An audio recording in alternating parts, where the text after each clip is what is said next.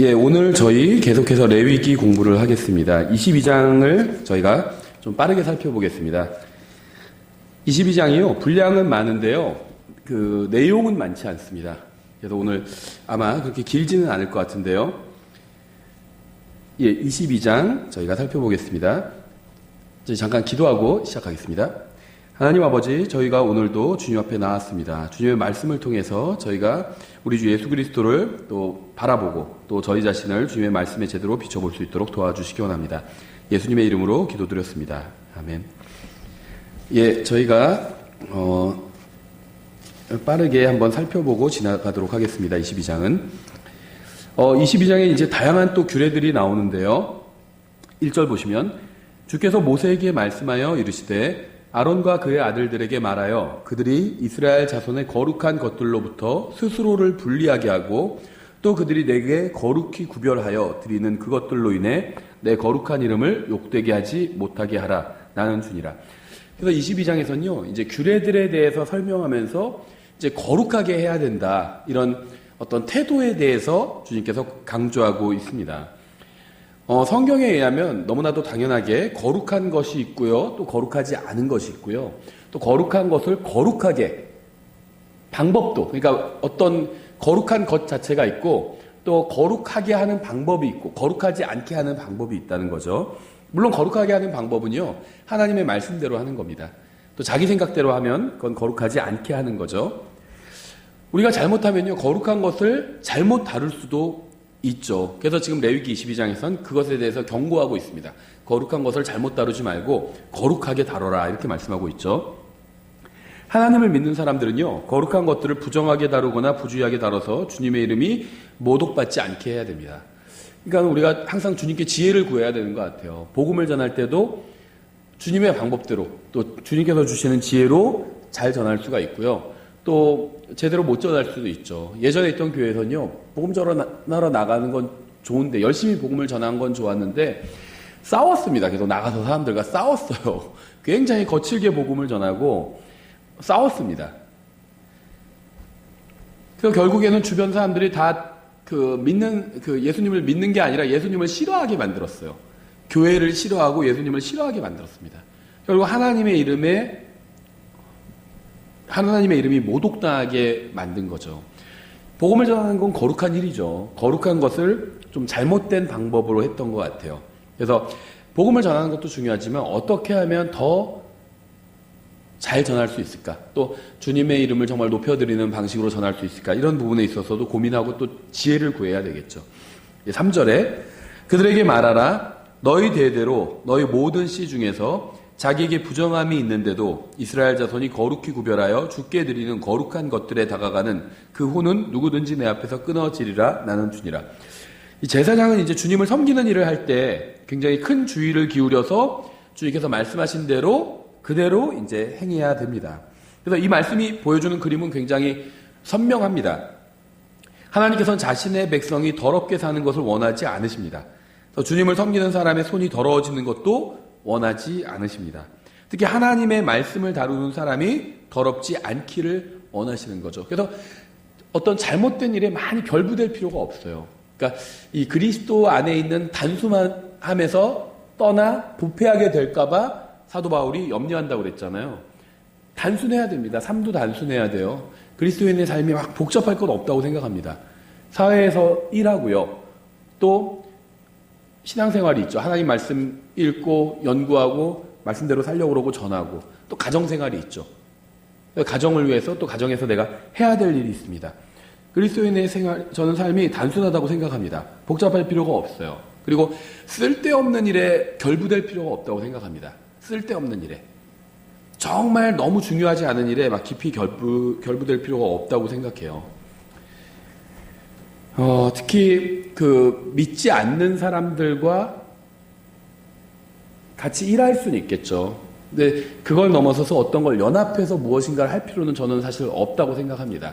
믿지 않는 사람들과. 왜냐면요, 믿지 않는 사람들은 어떤 수단과 방법을 가리지 않고 자기들이 원하는 일을 하려고 하거든요. 근데 우리도 잘못되면요, 그 사람들과 연합해서 무엇인가를 하게 되면 이제 그런 것에 휘말릴 수가 있어요. 우리는 바른 일을 바른 방법으로 해야 되잖아요. 근데 믿지 않는 사람들은 이제 자기들도 말로는 바른 일을 한다고 하죠. 근데 바르지 않은 방법으로 한다는 게 문제라는 거죠. 우리가 그런 것에 동참할 필요가 없다는 겁니다. 손이 더러워진다는 거예요. 그래서 저는 이런 얘기하면 싫어하는 분도 있을 수 있는데요. 정치적인 거에 너무 막 결부돼서 그럴 필요가 없다고 생각합니다.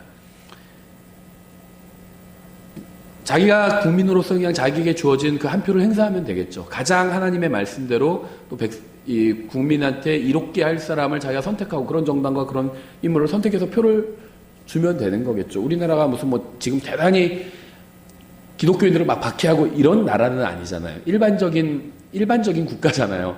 이런 데서는 그냥 위에 있는 권세에 복종하고 나에게 주어진 내가 권리대로 표를 행사하면 되는 거겠죠. 정부에 누가 정권을 잡아도요, 정부에 크게 항거하거나 이럴 필요가 지금은 없는 상태라는 거죠. 그리스도인 잡아다가 막 죽이지 않잖아요. 어떤 정권이 들어서도, 지금 정권도 그렇고, 과거 정권도 그렇고, 그리스도인들을 잡아서 예수님을 믿는다는 이유로 잡아 죽인 적은 없어요, 우리나라는. 크게 항거할 거는 없다는 겁니다. 지금 엄청난 무슨 박해가 일어났기 때문에 지금 항거해야 된다, 이렇게 가르치는 분들도 있어요. 전부 무너뜨려야 된다, 이렇게 가르치는 부분들도 있는데요. 정치인들과 같이 연합해서 손을 더럽게 할 필요가 없다는 겁니다. 예. 그 사람들은 자기들이 설정한 그 목표를 위해서 수단과 방법을 가리지 않는 사람들이에요. 우리는 바른 목표를 바른 방법으로 해야 되는 사람들이죠. 예. 손을 더럽힐 필요 없대요. 특히 사역자들은 더 그렇다는 겁니다. 이상한데 어디 정치적인데 막 기웃거리고 이럴 필요가 없다는 거. 우리는요, 대한민국의 무슨 대사가 아니에요. 그리스도의 대사입니다. 그리스도의 대사. 사역자는 더 그래야 되죠. 이상한데 자꾸 기웃거릴 필요가 없다는 겁니다. 하나님의 말씀을 다루는 사람은요, 자기를 더럽히지 말아야 돼요. 정치인이 다 그런 건 아니겠죠. 근데요, 정치인들 대부분 거짓말을 밥 먹듯이 해요. 표를 받기 위해서. 그렇지 않나요? 그래서 사실은 누가 선호하는 정치인이 있을 수 있지만 저는 존경은 안 가요, 정치인들은. 거짓말 밥 먹듯이 하니까 자기들 표 얻으려고. 다 그러잖아요. 그건 진보 보수 할 거 없이 다 그래요. 거짓말 밥 먹듯이 합니다. 근데 그리스도인은 그러면 안 되고 특히 사역자는 그러면 안 되잖아요. 같이 할 필요가 없다는 겁니다, 정치인들과. 우리가 할 일을 하면 된다는 거예요. 괜히 우리의 사역까지 욕을 먹게 됩니다. 도매금으로 넘어가서 무슨 여당이든 야당이든 진보든 보수든 같이 거기에 결부되면요, 그 사람들이 무너질 때 우리도 같이 무너지게 된다는 거예요. 예, 우리 이 거룩한 사역을 이 더러운 사람들과 손을 잡고, 세상 사람들과 손을 잡고 할 필요가 없다는 겁니다. 우리도 항상 말씀을 통해서 자신을 비춰봐야 됩니다.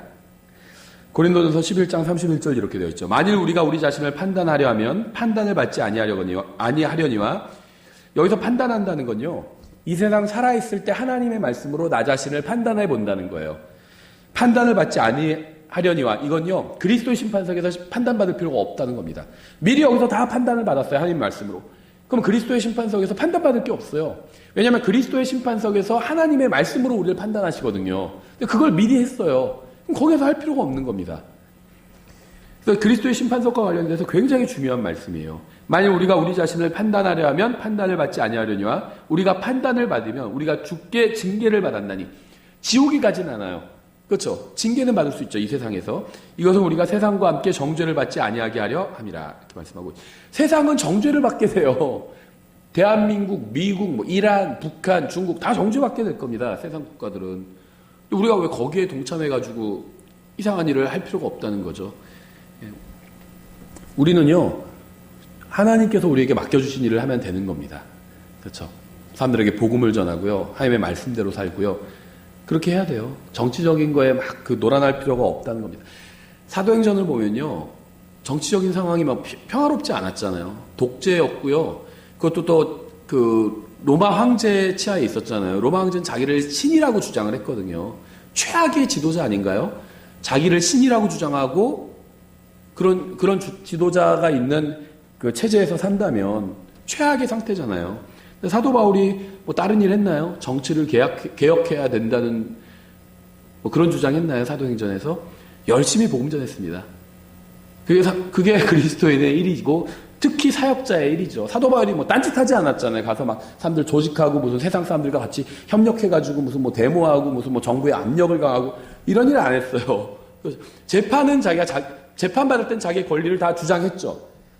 자, 로마 시민이란 거 최대한 이용했습니다. 재판받을 때는. 하지만 그걸 넘어서서 무슨 뭐 정부에게 압력을 가하고 정권을 교체하자고 그러고 이런 짓 하고 돌아다니지 않았다는 거죠. 뭐 시국선언 같은 거 하고요. 목사가 왜 그런 거 하는지 모르겠어요. 시국선언 같은 거. 네, 복음을 선포해야지 무슨 시국선언을 해요. 목사가. 사도 바울이 뭐 그런 거 했나요? 저 뭐 지금 정권이 막 좋다, 나쁘다 이런 얘기를 하는 것은 아니에요. 전에 정권이 뭐 나빴다, 좋다 이런 얘기를 하는 것도 아닙니다. 근데 지금 정권이건 대한민국 상황이 전에 정권이건 사도 바울이 살던 시대의 정권보다 훨씬 낫다고 생각해요. 문재인 대통령이나 박근혜 대통령이나 네로보다는 낫잖아요. 네로는 그리스도인들 다 잡아 죽였는데 지금은 그렇게 하진 않잖아요. 그렇죠. 물론 지금도 반기독교적인 어떤 것들은 하죠. 문재인 정권에서도 하고요. 박근혜 정권에서도 합니다. 다 해요. 그건 정권들이. 이 세상 신의 그 아래에 있기 때문에 정권들은 다 그렇게 합니다. 그런데 네로 황제처럼 그리스도인들을 직접적으로 잡아 죽이지는 않았잖아요. 예. 그럼 사도 바울이 최악의 지도자 밑에서도 열심히 복음만 전했다면 우리가 할 일도 그거라는 거죠. 복음을 선포하고 하나님 말씀을 가르치는 겁니다. 그게 그리스도인들, 특히 사역자들이 해야 될 일이죠. 거룩한 일을 해야 돼요. 거룩한 방법으로. 세상과 연합해서 세상은 심판받을, 주님께 정죄받을 겁니다. 세상은 언젠가. 우리가 거기에 연합해서 뭔가 함께 할 필요가 전혀 없다는 거죠. 4절에 아론의 씨 중에서 나병 환자나 흐르는 유출이 있는 자는 정결하게 되기 전까지 거룩한 것들을 먹지 말 것이요. 죽은 자로 인하여 부정하게 된 것에 닿는 자나 몸에서 씨가 나간 자에게 닿는 자나 사람을 부정하게 하는 기는 것에 닿는 자나 무슨 부정함이든지 사람을 부정하게 하는 것을 지닌 자에게 닿는 자 곧 그런 것에 닿는 혼은 누구든지 저녁까지 부정하리니 그가 자기 살을 물로 씻지 아니하면 거룩한 것들을 먹지 못하리라. 그는 해가 지을 때에 정결하게 되어 그 뒤에 거룩한 것들을 먹을 것이니 이는 그것이 그의 음식이기 때문이니라. 이 지금 레위기 설명이요. 그냥 읽은 대로 그대로 이해하면 됩니다. 어떻게 무엇을 해야 되는지 그 방법을 그냥 쭉 서술하고 있죠. 그래서 우리가 지금 주로 영적인 적용을 하고 있는 겁니다. 하나님께서 정결하지 못한 자라고 해서 아무것도 먹지 못하게 하신 것은 아니죠. 해가 지면 음식을 먹을 수 있다고 하셨습니다. 어떤 하나님께서 정결한 걸 좋아하시고 거룩한 걸 좋아하신다는 것을 드러내고 있는 거죠. 아예 부정한 자는 먹지도 말아라 이렇게 하시지는 않았다는 거죠. 해가 지면 또 먹어도 된다고 허락을 해주셨죠. 그러니까 하나님의 관심사는요, 무슨 단순히 뭐 음식을 먹느냐 먹지 못하냐 사실 이런 게 아닙니다. 그런데 종교적인 유대인들은 그런 것에 주목했죠. 안식일에 뭐를 먹어도 됩니까? 뭐를 어떻게 해도 됩니까? 이런 거 따지고 있었죠. 하나님의 관심사는 그런 게 아니었어요. 그런 것을 통해서 무엇인가 하나님께서 무엇을 원하시는지를 보여주려고 하셨던 거잖아요. 그렇죠. 주님께서는요, 주님의 관심사는요, 단순히 음식을 먹느냐 먹지 못하느냐가 아니라 사람이 주님 앞에서 깨끗한지 그렇지 못한지 이게 주님의 주된 관심사예요. 제사장은 모든 부분에서 거룩해야 됩니다. 다른 사람들에게 본이 돼야 되죠. 물론 제사장뿐 아니라 모든 이스라엘 백성이 거룩해야 되고요. 주님을 믿는 모든 사람들은 다 거룩해야 됩니다. 특히 주님을 섬기는 일을 하는 사람의 사생활은 공적인 사역에서만큼이나 깨끗해야 된다는 거예요. 이게 주님의 관심사라는 겁니다. 단순히 뭘 먹어라, 먹지 말아라. 이게 관심사가 아니라는 거죠. 8절에 또 그는 저절로 죽은 것이나 짐승에게 찢긴 것을 먹으므로 그것으로 자기를 더럽히지 말지니라. 나는 주니라. 그런즉 그들은 내 규례를 지킬지니라. 만일 그들이 그것을 욕되게 하면 그것으로 인해 죄를 짓고 그런 까닭으로 죽을까 염려하노니 나 주가 그들을 거룩히 구별하느니라. 하나님께서는 자신의 명령이 백성의 목숨보다 지금 중요하다고 말씀하고 있는 거죠. 명령을 하셨어요. 근데 그 명령을 어기면 죽이시겠다는 겁니다. 하나님의 말씀이 더 중요하다는 거예요. 주님의 규례와 주님을 존중하는 것이 백성의 목숨보다 더 중요하다는 겁니다. 만일 백성으로 인해서 주님의 명예에 손상이 간다면 주님께서는 그들의 생명을 취해 가실 거라는 거죠. 우리는 하나님의 말씀보다 위대하지 않습니다. 반드시 이걸 알아야 돼요. 하나님의 말씀보다 위대한 사람은 없어요. 우리는요, 하나님보다 크지 않아요. 당연히. 우리 존재 자체가 하나님보다 비교할 수 없을 정도로 작죠. 특히 목회자들은요, 자신의 사역보다 주님의 말씀이 훨씬 더 중요하다는 사실을 항상 잊지 말아야 됩니다. 자신이 굉장히 중요한 사람이라고 착각하는 사역자들도 많아요. 하나님과 자기 너무 친하다 막 하면서 별 얘기 다 하잖아요. 착각하고 있는 겁니다. 정말 하나님의 임재 앞에 자기가 있다고 믿는다면 정말 함부로 입을 놀리지 못하겠죠. 먼지만도 못한 피조물이에요. 사람은 창조물이에요. 먼지만도 못한 하나님과 비교. 전체 대양이 바다 전체도 하나님 앞에서는 통 속에 물 한 방울 같다고 말씀하셨는데 하물며 사람이 뭐를 내세우겠어요. 하나님 앞에서. 그렇죠. 아무리 훌륭한 사람이라도 이 세상에서 가장 훌륭한 사람이라도요. 하나님 앞에서는요. 무익한 존재일 뿐이에요. 무익한. 하나님께서 무슨 이득을 취하시는 게 아니라는 겁니다. 아무리 훌륭한 사람 수천 명이 있어도 그 사람들로 인해서 하나님께서 무슨 대단한 이득을 취하시는 게 아니라는 거예요. 그래서 예수님께서 할 일을 다 하고 나서는 나는 무익한 종이라고 이렇게 얘기하라고 그랬잖아요. 그런 스피릿을 가져야 된다는 겁니다. 그리스도인들은. 특히 사역자들은 더 그래야 되겠죠. 자기가 무슨 뭐 대단한 사람인 것처럼 함부로 얘기하는 사람들이 있어요. 그렇죠. 절대 그러서는 안 되죠. 10절 낯선 자는 거룩한 것을 먹지 못할 것이며 제사장의 나그네나 품꾼도 거룩한 것을 먹지 못할 것이니라. 그러나 제사장이 돈으로 어떤 혼을 샀으면 그는 그것을 먹을 수 있으며 그의 집에서 태어난 자도 그러하여 그들이 제사장의 음식을 먹을 것이며. 그러니까 돈으로 샀든 집에서 태어났든 이제 제사장의 식구는 이제 그 권위 아래 모인 같이 밥 먹는 사람들이죠. 가족과는 좀 다르죠. 식구가 사실은 의미가. 그 아래 들어온 사람들은 그러니까 식구가 되었으면요. 이 거룩한 음식에 참여할 수 있다는 거죠. 12절 또 제사장의 딸이 낯선 자에게 출가하였으면 여기서 낯선 자는요. 이방인을 말하는 것으로 보여요. 타국인들, 이스라엘 백성이 아닌 타국인을 말하는 것으로 보입니다. 낯선 자는. 낯선 자에게 출가하였으면 거룩한 것들의 헌물을 먹지 못할 것이로되 왜냐하면 이스라엘 백성에게서 제외가 됩니다. 그리고 그 땅도 가지고 그 유업도 가지고 갈 수가 없는 거죠. 낯선 자에게 출가하면. 왜냐하면 그러면 이스라엘 국가 자체 그 토지가 줄어들게 되는 거잖아요. 거룩한 것들의 헌물을 먹지 못할 것이로되 제사장의 딸이 과부가 되든지 이혼당하든지 자식이 없이 자기 아버지 집에 돌아와서 어릴 때와 같이 되면 그녀는 자기 아버지의 음식을 먹을 것이나 낯선 자는 그것을 먹지 못할 것이니라.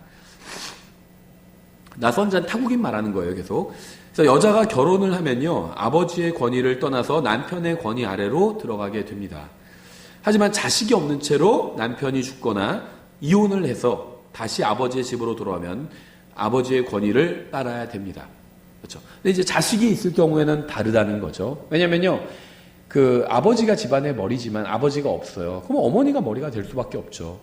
자식이 있을 때는 그 자녀들의 머리 역할을 해야 되죠. 어머니라도. 아버지가 없으면 어머니라도 해야 됩니다. 근데 자녀가 없어요. 그 남편이 죽거나 아니면 남편과 이혼을 했습니다. 그래서 아버지 집으로 돌아왔어요. 그러면은 아버지가 살아있을 때까지 같이 그 집에서 살고 있으면 아버지의 권위에 순종해야 된다는 겁니다. 그런데 자녀가 있는 경우에는 그렇게 할 필요는 없는 거죠. 자기가 남편이 없지만 자기 자녀가 있으니까 자기가 머리가 돼서 그 가정을 끌고 가야 되는 거죠. 아버지 밑으로 다시 돌아갈 필요는 없다는 거죠. 14절. 어떤 사람이 알지 못하고 거룩한 것을 먹으면 그는 그것의 5분의 1을 그것에 더하여 그것을 그 거룩한 것과 함께 제사장에게 줄지니라. 그들은 이스라엘 자손의 거룩한 것들, 곧 자기들이 주께 드리는 거룩한 것들을 더럽히지 말지니라. 그러니까 더럽힌다는 게요, 막 더럽게 막 손으로 먹는다는 게 아니라 하나님의 말씀대로 하지 않는다는 거죠. 하나님의 말씀대로 하라는 겁니다. 하나님의 말씀대로 하지 않는 게 더러운 거예요.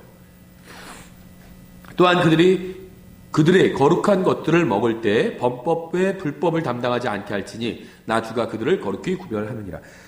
여기서요, 이제 알지 못하고 무엇을 했다 이런 표현이 나오는데요. 이게 이제 실수에 대해서 얘기하고 있는 겁니다. 실수에 대해서. 고의로 하면은 다르죠, 법이. 배상해야 되는 게 4배로 배상해야 되고 다릅니다. 고의로 하면. 그렇죠. 근데 여기선 실수예요, 실수. 내 건 줄 알고 내가 쓴 겁니다. 그렇죠. 물론 이제 여기선 거룩한 그 제사장이 바친 그 거룩한 음식에 관한 이야기인데요. 이제 일반적으로 내 것이 아닌 남의 것을 실수로 내가 사용했을 때에 대한 말씀이죠. 실수를 했을 땐요, 5분의 1을 더해서 갚아주라고 했습니다. 그러니까 20%를 더해주라는 겁니다. 참 이게 합당하죠. 그러니까 우리나라는 남의 것을 취하면은 감옥에 갈 수가 있어요. 근데 이스라엘 법은요, 5배로, 4배로 갚아주라고 했습니다. 그렇죠. 그러니까 합당하죠. 감옥에 보내진 않아요. 근데 그 대신 4배로 갚게 만듭니다. 합당해요. 그렇죠. 그럼 남의 거 함부로 훔치지 못하겠죠. 훔치면 내가 4배로 갚아줘야 되는데 실수했을 때도 20%를 더해주라는 겁니다. 이것도 굉장히 합당한 것 같아요. 그렇죠. 내가 고의가 전혀 없어요. 정말 실수를 했습니다. 그러면은 20%를 더해서 돌려주면 상대방도 마음이 누그러들겠죠. 이 사람이 실수로 내 거를 먹어버렸는데 20%를 더해줬어요. 실수로 내 걸 가져갔는데 100만 원 내 걸 갖고 줬는데 120만 원으로 돌려줬습니다. 그러면은 화가 나진 않잖아요. 이해할 수 있겠죠. 그래서 굉장히 합당한 지금 그런 것을 제시하고 있습니다. 그래서 20%를 실수로 남의 것에 손해를 입혔을 경우에 20%를 더해서 갚아줘야 된다는 게 이제 주님께서 지정하신 방법이죠. 성의를 보이라는 거죠. 성의를.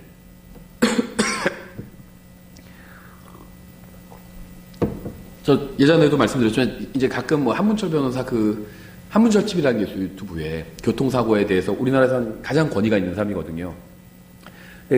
굉장히 정말 보면서 저도 많이 배우는데요. 단순히 뭐 교통사고만 배우는 게 아니라 살아가는 거에 대해서도 많이 배워요.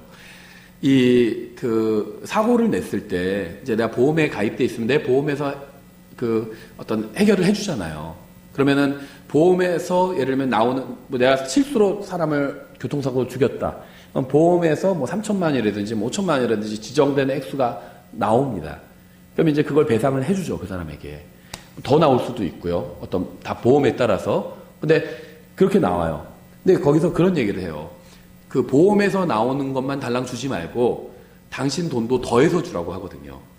예를 들면 보험에서 3천만 원이 나와서 그 사람한테 주면은 내 돈은 하나도, 내가 사고가 나서 다른 사람한테 큰 손해를 입혔는데 내 돈은 하나도 나간 건 아니죠. 물론 보험을 내가 100만 원이고 얼마 냈기 때문에 보험에서 보상해 주는 거지만 그거는 보험회사에서 나가는 돈이잖아요. 자기 돈도 주래요. 한 3천만 원 나오면 자기 돈도 1,000만 원을 같이 주라고 하더라고요. 경우에 따라 다르겠지만. 성의를 보이라는 거예요. 성의를. 그럼 그 사람이 그쪽에서도 합의서도 써주고 마음이 좀 누그러들겠죠. 조금이라도 내가 성의를 보이면. 근데 보험회사에서만 돈이 나가고 난 하나도 돈을 주지 않으면 그쪽에서도 화가 날 수 있다는 거죠. 성의를 보이라는 거예요. 성의를. 그래서 20%를 더해서 주라는 겁니다. 너무 인간의 심리를 잘 아시는 말씀이죠. 그래서 이 말씀은요, 주님께서 자신의 백성이 거룩하게 행하는 것에 관심을 갖고 계심을 잘 보여줍니다. 하나님의 백성은 가능하면 세상 사람들에게 실족거리를 주어서는 안 됩니다. 또 실수를 했다면요, 최선을 다해서 갚아줘야 돼요. 그렇죠? 계속해서 17절에 주께서 모세에게 말씀하여 이르시되 아론과 그의 아들들과 이스라엘의 모든 자손에게 말하고 그들에게 이르라. 이스라엘의 집에서 나온 자나 이스라엘 안에 머무는 타국인 중에 누구든지 자기의 모든 서원으로 인한 봉헌물이나 혹은 모든 자원 헌물의 봉헌물을 드려야 하되 번제 헌물로 주께 드리려 하거든 너희는 너희 자신의 의지대로 소나 양이나 염소 중에서 흠없는 수컷을 드릴지니라. 그러나 무엇이든지 흠이 있는 것은 너희가 드리지 말지니 내가 너희를 위한 것으로 그것을 받지 아니하리라. 누구든지 자기의 서원을 이행하기 위해 주께 화평 헌물의 희생물을 드리거나 혹은 소나 양으로 자원 헌물을 드리는 자는 완전한 것을 취하여 내가 받도록 할지니 그 안에 아무 흠이 없어야 할지니라. 한마디로 말하면요, 주님께 드리는 것은 자유입니다. 하지만 드리려거든 흠이 없는 것을 드려야 된다는 겁니다. 주님을 섬기는 건 자유예요. 근데 섬기려거든 제대로 섬기라는 겁니다. 그렇죠? 예를 들면, 아주 작은 예를 들면, 내가 앞에 특송을 하겠다, 주님 앞에서. 이 찬양이요, 다른 게 아니라 노래를 통한 간증이에요. 그래서 쭉 찬송가를 보다가, 이 찬송가 내 간증과 너무 같다. 내 마음이 너무 잘 표현되어 있다. 그럼 그걸 특송하는 겁니다. 회중 앞에서 찬양하면서요, 간증을 하는 거예요. 그 찬양으로 대신하는 겁니다. 나의 간증을. 그건 좋죠. 그럼 주님을 자기가 찬양으로 섬기겠다는 거예요. 그래서 특송을 합니다. 근데 장난으로 해요. 대충 하고 연습도 한 번도 안 하고. 그렇게는 하지 말라는 겁니다. 주님을 찬양 안 해도 돼요. 특송 안 해도 됩니다. 하기 싫으면. 근데 하는 건 자기 자유예요. 근데 그것을 장난으로 하지 말라는 겁니다. 그렇죠? 헌금도 마찬가지예요. 헌금의 원칙들이 있죠. 그 자기가 자원해서 하는 겁니다. 근데 그것을 잘못된 마음으로, 예를 들면 잘못된 어떤 방식으로 한다면 그것도 잘못된 거죠. 흠이 있는 걸 한다면, 예를 들면 헌금을 하기 싫으면 안 해도 돼요. 자기 마음이에요, 그거는. 그렇죠? 근데 그럼 교회가 유지될 수는 없겠죠. 그런데 예를 들면 자기 돈을 헌금하기는 아까워요. 그러니까 어디서 훔쳐서 헌금해요. 그렇게 하지 말라는 겁니다. 흠이 있는 걸 왜 해요? 왜 남의 돈을 하고 흠이 있는 돈이잖아요. 그거는. 그런 거 하면 안 된다는 겁니다. 섬기는 건 자유인데 섬기려거든 흠이 없이 섬겨야 된다는 겁니다. 그렇죠. 여기서 헌물이 흠이 없어야 된다는 점을 강조하는 이유는요. 뭐 너무 당연하죠. 헌물이 그리스도를 상징하기 때문입니다. 따라서 율법을 어기고 주님께 흠이 있는 헌물을 드리는 건요. 율법만 어기는 것이 아니라 그 자체로 성경의 상징을 무시하는 거예요. 성경의 상징을 무시했던 사람이 있었죠. 모세였죠. 반석에게 말하라고 했죠. 처음에는 반석을 한번 치라고 그랬어요. 다음에 반석에게 말하라고 그랬죠. 그럼 반석에서 물이 나올 겁니다. 반석을 화가 나서 2번을 쳤죠. 왜 화가 났을까요? 하나님께 화가 난 건 아니었어요, 모세가. 이스라엘 백성이 완악하기 때문에 화가 난 거죠. 그래서 내가 이 반석에서 물을 내려 하면서 반석을 쳐버렸죠, 2번을. 결국 어떻게 된 거죠? 하나님께서 예수님을 한 번만 치시는 거잖아요. 한 번만. 우리를 위해서 한 번만 죽으신 거거든요. 그런데 2번 죽으신 것처럼 돼버린 거예요. 그 예수님에 대한 상징을 엉망으로 만들어버린 거예요. 모세가. 그렇죠. 한 번만 해야 됩니다. 그래야지 그게 예언이 제대로 된 예언이 되는데 2번을 해버렸어요. 그래서 그 결과 모세는 가나안에 들어가지 못한 겁니다. 모세가 죽어서 지옥에 간 건 아니죠. 가나안 땅에 실제 들어가지 못한 거예요. 하나님께서 허락 안 해주셨죠. 상징을 엉망으로 만들어버렸어요. 한 번만 쳐야 되는데 그리스도는 한 번만 침을 당하시는 겁니다. 한 번만 아버지 하나님께 버림받는 거예요. 한 번만 아버지 하나님의 진노를 받는 건데요. 2번을 받은 걸로 해버렸어요. 그 딱 한 번의 경우에 있어서. 상징을 엉망으로 만든 겁니다, 모세가. 그래서 하나님께서 가나안 땅에 못 들어가게 하신 거예요. 우리도 마찬가지라는 거죠. 하나님께 흠없는 헌물을 드려야 되는데 흠이 있는 걸 드리면 헌물은 그리스도를 상징하는데 성경의 상징을 무시해버리는 거예요, 그거는. 그래서 하지 말라고 말씀하고 있는 겁니다. 22절. 너희는 눈먼 것이나 상한 것이나 불구가 된 것이나 혹이 있는 것이나 괴혈병에 걸린 것이나 딱지가 있는 것을 주께 드리지 말며 그런 것을 제단 위에서 불로 예비하는 헌물로 주께 드리지 말지니라. 수소나 어린 양의 몸에 무엇이 더 달렸거나 지체 중에 무엇이 모자란 것은 너희가 자원 헌물로는 드리려니와 소원을 위하여 드리면 내가 그것을 받지 아니하리라. 너희는 상하거나 짓눌리거나 터지거나 베인 것은 주께 드리지 말며 너희 땅에서 그런 것 중에서 헌물을 드리지 말지니라. 너희는 타국인의 손에서도 이런 것들을 받아 너희 하나님의 빵으로 드리지 말지니라. 그것들의 부패함이 그것들 안에 있고 흠이 그것들 안에 있나니 내가 너희를 위한 것으로 그것들을 받지 아니하리라. 흠 있는 것 드리지 말라는 거죠. 그리스도를 상징하기 때문에 헌물이 성경의 예표가 엉망이 돼버린다는 겁니다. 흠 있는 거 드리지 말라는 거예요. 하나님께 드렸다고 생색도 내고 쓸모없는 것도 처분하려는 생각을 가진 사람들이요. 예전에나 지금이나 동일하게 있어요. 이스라엘은 이 명령을 준행하는 데 실패했습니다. 그들은 흠이 있고 쓸모없고 나쁜 것들을 주님께 헌물로 드렸어요. 생색은 내고 싶어요. 드렸다는. 그런데 아주 건강하고 좋은 소가 있어요. 그거는 아까워요. 근데 저기 보니까 소가 막 이상해요. 걷는 것도 이상하고 삐쩍 말랐고 뭐 먹지도 못하고 힘도 못 쓰고. 그래서 저거 드려야겠다. 어차피 저거 죽여서 버릴 거니까. 병에 걸렸는지 몰라서 내가 먹고 싶지도 않아요. 그러니까 저거 그냥 주님께 드려야겠다. 이렇게 하지 말라는 겁니다. 그렇죠. 그래서 말라기에서는요, 이러한 짓을 하는 사람들을 준엄하게 책망하고 있죠. 말라기 1장 6절부터 이어집니다. 제가 한번 쭉 읽어볼게요. 말라기 1장 6절. 오, 내 이름을 멸시하는 제사장들아. 흠이 있는 것을 드리는 게 하나님을 멸시하는 거래요. 만군의 주가 너에게 이르기를 아들은 자기 아버지를 공경하고 종은 자기 주인을 공경하나니 그런즉 내가 아버지일진데 나를 공경함이 어디 있느냐. 하나님 앞에서 막 입 함부로 놀리는 목사들이나 이런 사람들에게 책망하시는 것 같죠. 하나님 아버지고 창조주인데 공경하진 않고요. 무슨 자기 친구 먹은 것처럼 함부로 얘기하는 사람들이 있어요. 내가 주인일진데 나를 두려워함이 어디 있느냐. 하나님을 두려워해야죠. 하나님 막 함부로 막 불러도 되는 분이 아니에요. 그렇죠. 하거니와 너희는 이르기를 우리가 어떤 점에서 주의 이름을 멸시하였나이까 하는도다. 뭐 잘못했는지도 모르죠. 너희가 더러운 빵을 내 제단 위에 드리고는 이르기를 우리가 어떤 점에서 주를 더럽게 하였나이까 하나니 너희가 이르기를 주의 상은 없인 여기도 된다. 뭐 대충 해도 뭐 하나님께서 지금 바로 번개 내려가지고 벌 주시는 거 아니잖아요. 그렇죠. 너희가 주의 상은 없인 여기도 된다 하는 점에서 그리하였느니라. 만군의 주가 말하노라. 너희가 눈먼 것을 희생물로 드리면 그것이 악하지 아니하냐. 너희가 다리 저는 것과 병든 것을 드리면 그것이 악하지 아니하냐. 이제 그것을 내 총독에게 드려보라.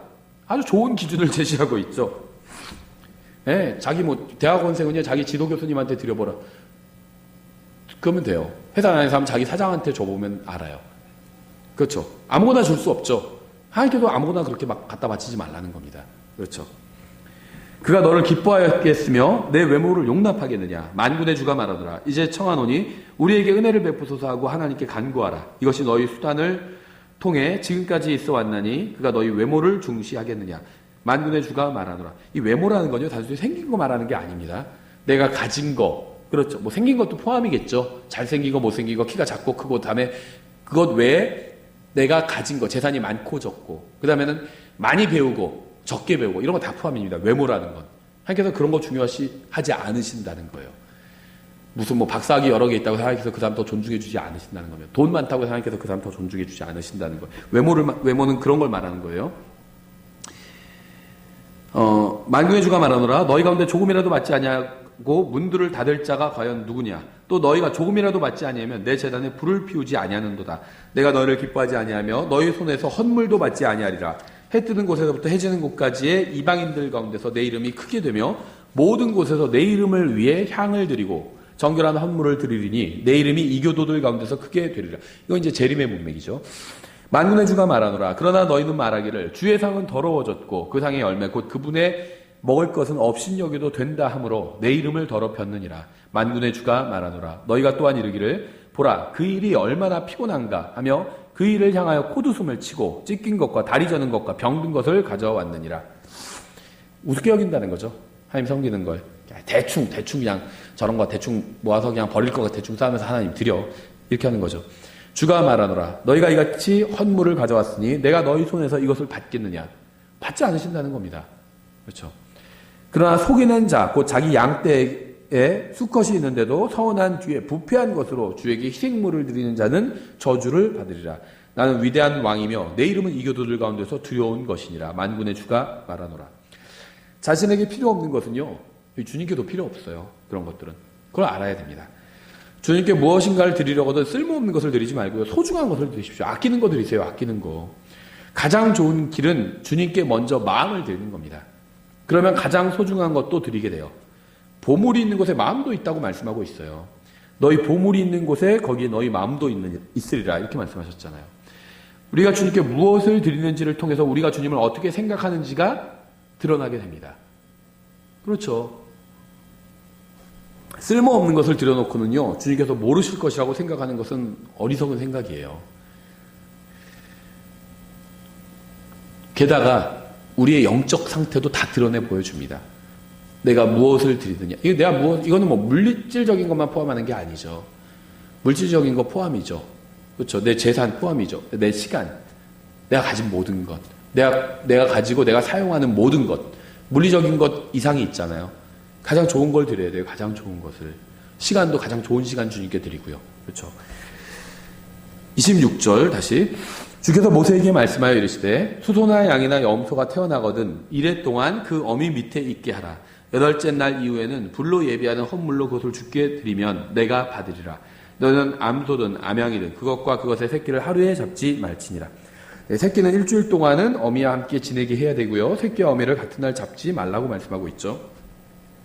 29절 너희가 주께 감사의 희생물을 드리려거든 너희 자신의 의지대로 드리고 바로 그날에 그 희생물을 먹으며 그중 아무것도 다음 날까지 남겨두지 말라. 나는 주니라. 그런즉 너희는 내 명령들을 지키고 행하라. 나는 주니라. 너희는 내 거룩한 이름을 욕되게 하지 말라. 오직 나는 이스라엘 자손 가운데서 거룩하게 되리로다. 나는 너희를 거룩하게 하는 주요 너희 하나님이 되려고 너희를 이집트 땅에서 데리고 나온 자니 나는 주니라. 이 32절에서요, 내 거룩한 이름이라는 표현이 나오는데요. 이게 이제 아버지의 이름을 거룩히 여기게 하옵시며 라는 표현이 여기서 나온 거죠. 내 거룩한 이름. 주님께서는 특별한 목적을 가지고 이스라엘 백성을 이집트에서 불러내셨습니다. 주님의 목적은요, 주님께서 거룩하신 분이라는 사실을 이스라엘 백성을 통해서 온 세상에 알리는 것이었어요. 따라서 거룩한 분을 섬기는 이스라엘 백성도 마땅히 거룩하게 행해야만 되는 거겠죠. 주님께서는 자신만 거룩한 것으로 끝나는 것이 아니라 자신의 백성도 거룩하게 되기를 원하셨습니다. 그래서 우리는 주님의 말씀에 따라 거룩하게 행하고 주님의 이름을 거룩하게 해야 합니다. 그러면 주님께서 우리를 거룩하게 또 해주실 거예요. 다만 이 모든 일은요, 강제로 하는 것이 아니라 자신의 자유로운 의지에 따라서 행해야 한다는 겁니다. 주님을 섬기고 주님 앞에서 거룩하게 되는 것이요. 자유로운 의지에 따라서 해야 된다는 거예요. 주님께서 우리가 강제로 주님을 섬기는 것을 원하지 않으십니다. 이거 드리기 싫은데 막 억지로 드리는 거 그거 원하지 않으신다.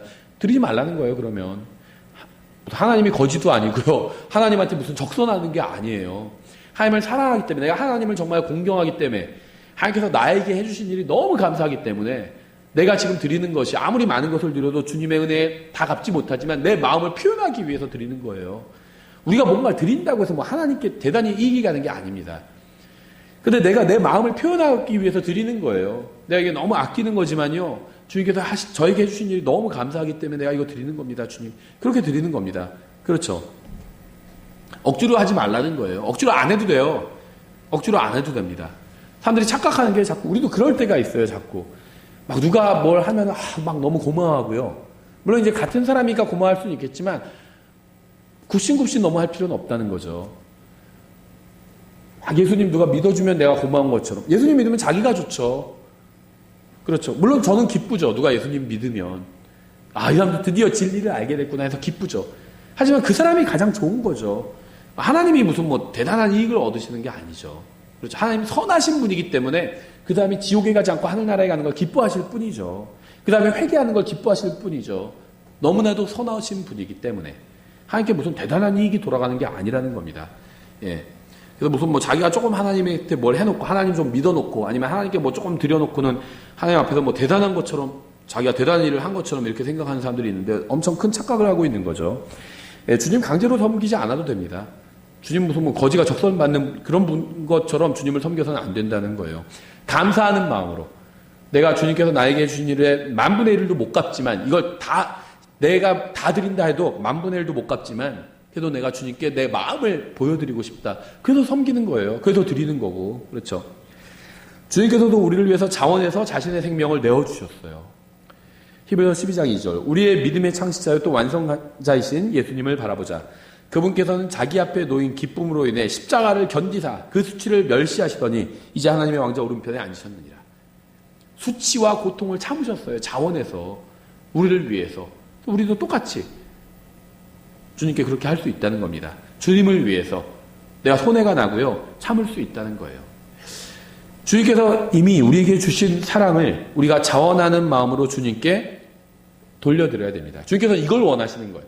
억지로 막 하기 싫은데 하라는 게 아니라 주님께 내가 어떤 사랑을 받았는지 알고 그것을 내가 돌려드리고 싶다. 그래서 그런 마음을 갖는 것, 그런 동기로 돌려드리는 것을 주님께서 원하신다는 겁니다. 막 무서워. 그러니까는 억지로 하는 거 싫어하시고요. 무서워서 막 내가 이거 안 바치면 막 하나님께서 나를 치셔가지고 무슨 병원비로 탕진하게 하고 그게 무서워서 하나님께 섬기고 하나님께 드리고 그거 하나님께서 원하시지 않는다는 거예요. 하나님을 사랑하는 동기로 하나님께서 나에게 해주신 게 너무 감사해서 그래서 내가 되돌려 드리는 것. 이 동기로 하나님께서 우리가 주님께 뭘 드리는 것이든 섬기는 것이든 뭘 하는 것이든 이러한 동기로 하기를 원하신다는 겁니다. 이것이 바로 신구약 성경에서 동일하게 가르치는 진리예요. 구약에서도 이렇게 가르치고 있죠. 자유롭게 하라는 거잖아요. 정말 주님을 사랑하면 자유롭게 주님 섬기라는 겁니다. 안 해도 된다는 거예요. 아니면 하고 싶지 않으면 하지 말라는 겁니다. 근데 하려거든 온전히 하라는 거죠. 억지로 하지 말고 흠이 있는 거 이상한 거 드리지 말라는 겁니다. 그런 거 드릴 바에 하지 말라는 거예요. 하지 않는다고 해서 주님께서 그 다음 벌 주지 않으신다는 겁니다. 그렇죠. 우리는 자원해서 주님을 섬기고요. 자원해서 주님께 애착을 두어야 합니다. 주님께서는 우리가 억지로 주님을 위해서 살게 하지 않으실 겁니다. 사역자 중에서도요, 잘 몰라가지고 그런 얘기 하는 사람들이 있어요.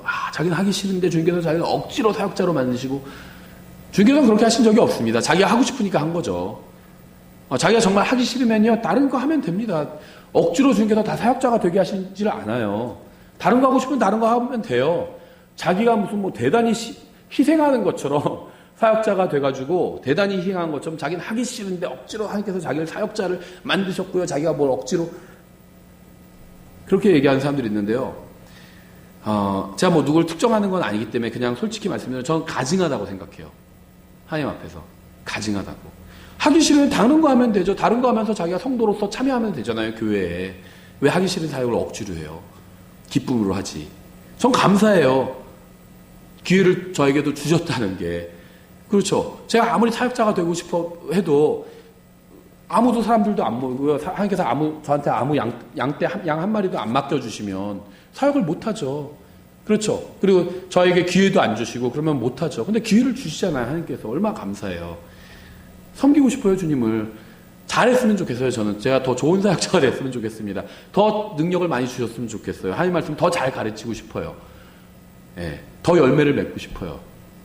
얼마나 감사해요. 하나님께서 사역자로 삼아주셨다는 게. 이 기회를 잘 살리고 싶어요. 많은 열매를 맺고 싶습니다.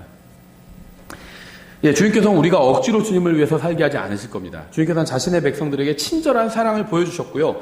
자신의 백성이 자원해서 그 사랑을 주님께 되돌려 주기를 원하시고, 주님께서 보여주신 사랑을 알게 되기를 원하십니다. 자원해서 그걸 돌려주기를 원해서 얼마나 주님께서 우리에게 친절하게 대해주셨어요. 우리도 그래서 그거에 감동해서 나도 주님께 그렇게 내가 돌려드리고 싶다. 이런 마음으로 우리가 가득 차기를 원하시는 겁니다. 성경은 이것이 바로 우리의 합당한 섬김이라고 말씀하고 있어요. 그러므로 형제들아, 내가 하나님의 긍휼을 힘입어 너희에게 간청하노니 너희 몸을 거룩하고 하나님께서 받으실 만한 살아있는 희생물로 드리라. 그것이 너희의 합당한 섬김이라. 하나님께서 우리에게 해주신 게 무엇인지를 알면요, 우리 인생 전부를 드린다 할지라도 미친 짓이 아니라는 거죠. 합당하다는 겁니다. 영어로는 리저너블이에요. 몸을 다 드려도, 주님께 인생을 다 드려도요, 리저너블, 아주 이성적이고 합리적인 섬김이라는 겁니다. 영원한 생명을 주셨잖아요. 지옥에서 구원해 주셨잖아요. 그리스도와 함께 공동 상속자를 삼아 주셨잖아요. 그럼 뭘 드린다고 해서 아까울 게 뭐가 있겠어요? 이걸 정말 믿는다면.